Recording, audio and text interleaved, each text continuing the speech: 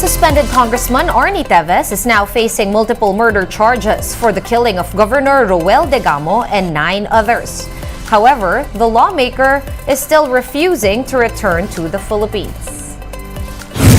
Senators grilled officials of the National Grid Corporation of the Philippines on China's ownership stake in the power grid. The replacement of the uninterruptible power supply unit of the country's air traffic management system is now complete and caused no flight disruptions today.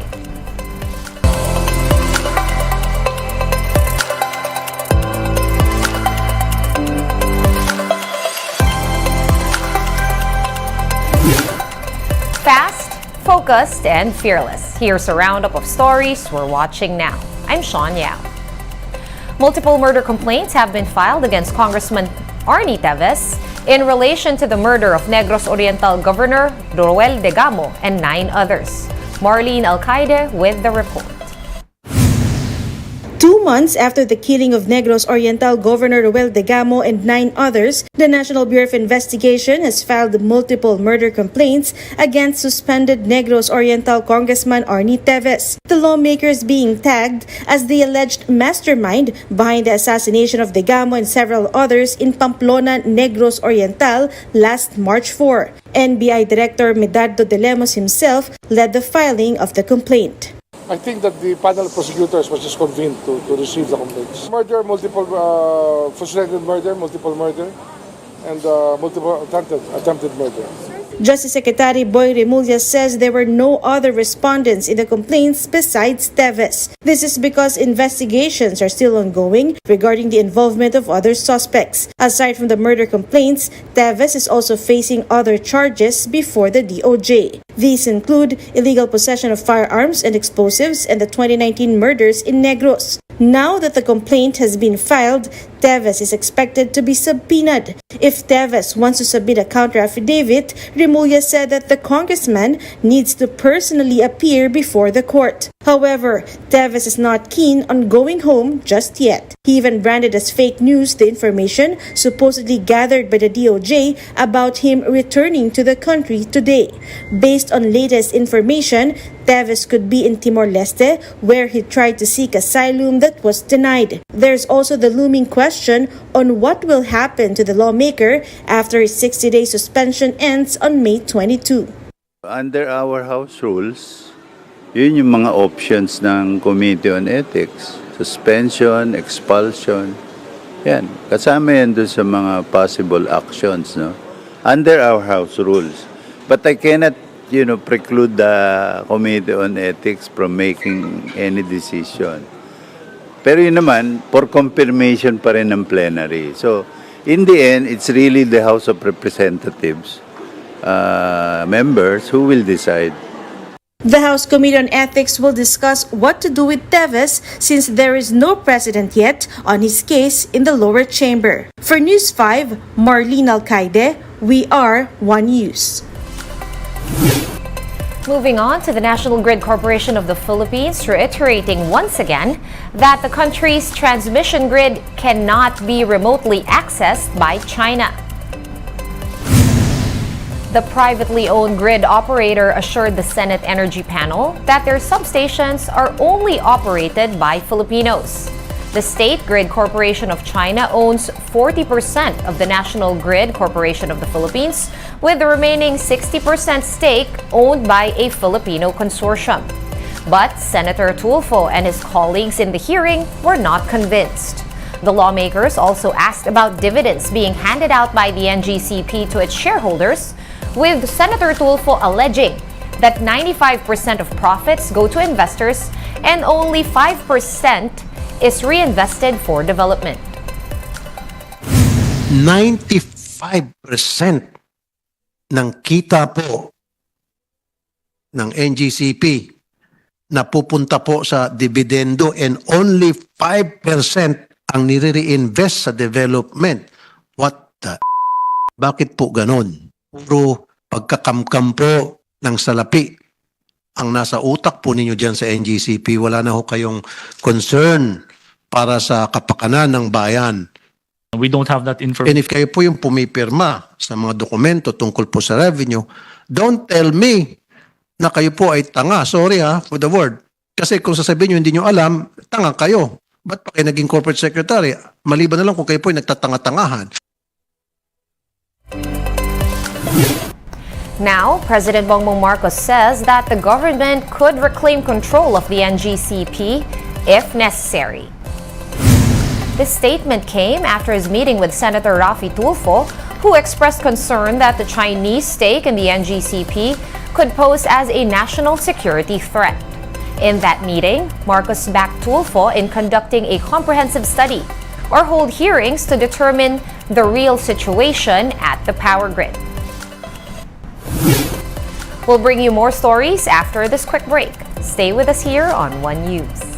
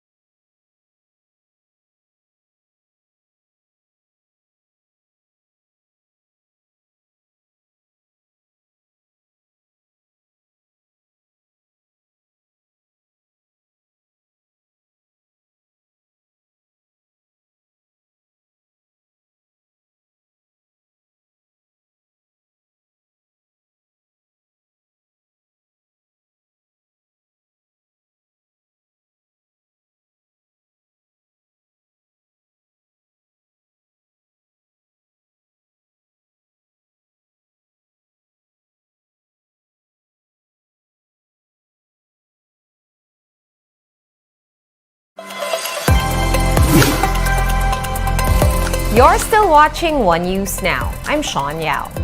Operations at the Ninoy Aquino International Airport were uninterrupted, even amid the maintenance activity of the country's air traffic management system. Dave Abuel with the report. Elisa was both nervous and happy today as she is set to fly to Canada to work as a caregiver. However, her flight coincided with the planned airspace shutdown earlier this morning. Fortunately, the Civil Aviation Authority of the Philippines decided not to proceed with the shutdown. Nagpanik ako, tapos tumawag ako sa agency, na ano mangyayari. Sabi naman nila, basta mag-check-in ka. Philip, who works as a seaman, was also worried that his flight to Singapore might get cancelled. But nonetheless, he agrees with the need to improve the country's air traffic management system. Kung ganyan mangyari, mas maganda i-upgrade nila kasi yan ang mga madalas problema dito pagdating sa mga ganyan Natidelay ang flight, minsan natatagalan kami makaantay. Mas maganda na rin ayusin ng ganyan kasi back to advance na tayo para wala nang aberya. From 2 o'clock until 4 o'clock in the early morning, the defective uninterruptible power supply or UPS at the Air Traffic Management Center was replaced. The faulty UPS was the reason for hundreds of delayed flights on January 1, leaving thousands of passengers stranded at NAIA. To prevent any flight disruptions during the maintenance activity, CAAP temporarily installed a backup UPS as a temporary power source. The UPS serves as a battery or power supply during power interruptions to ensure the functionality of the communications navigation and surveillance system.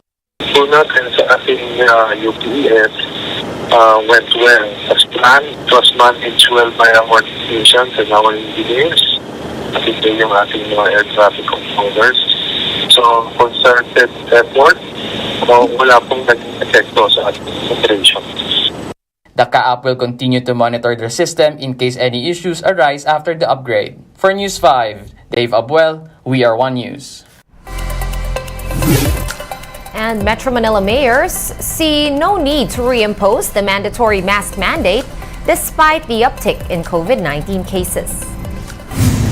Metro Manila Council Chairman and San Juan Mayor Francis Zamora said the capital region is still in the low-risk category, citing data from the Health Department. However, Mayor Zamora noted that local governments have the autonomy to impose mask mandates through local ordinances. Manila Mayor Honey Lacuna earlier reinstated the mandatory masking for employees and visitors to the Manila City Hall or at the Manila City Hall due to the spike in cases. Pag makita natin na talagang patuloy na tataas ang bilang ng mga kaso at yung hospital utilization rate ay tumaas, ibig sabihin yung mga nagkakasakit dahil sa COVID ay kinakailangan ng dalhin sa ospital. Ibig sabihin ay gumagrabe ang sitwasyon. Ngunit sa ngayon, within the low-risk category pa rin tayo.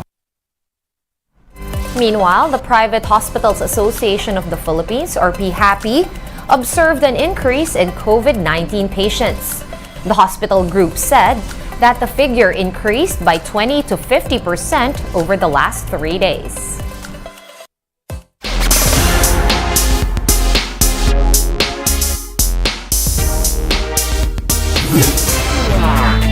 And after 2 weeks of competition, the Philippines ended its 2023 SEA Games campaign at 5th place in the overall medal tally.